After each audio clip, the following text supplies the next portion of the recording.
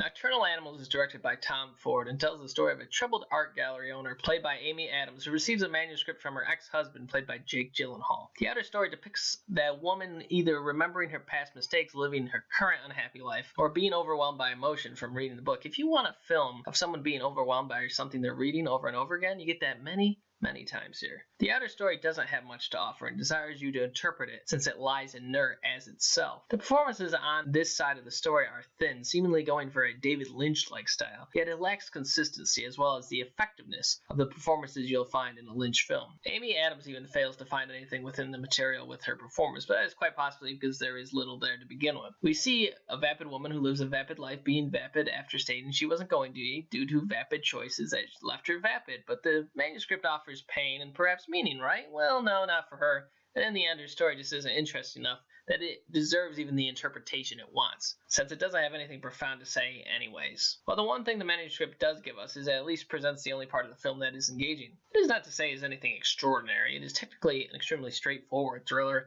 about a man seeking revenge, also played by Gyllenhaal, but is elevated by two memorable turns from Aaron Taylor Johnson as a sleazy thug and Michael Shannon as a detective who does not mind breaking a few rules. Those two are pretty mesmerizing whenever they are on screen. Again, as a thriller, it doesn't go anywhere unexpected, but it at least works. Where the film should go beyond is in the connection between the stories. The connection is obvious, yet they do not intertwine or build in a way that brings the film to something greater than leaving the two stories alone. This is a good-looking film in terms of aesthetic. Tom Ford knows how to use his costume, cinematography, and production design. Yet his direction never becomes more than a lot of flash, covering up that the film might just be as vapid as his protagonist. That is why I'd give the film 2 reels.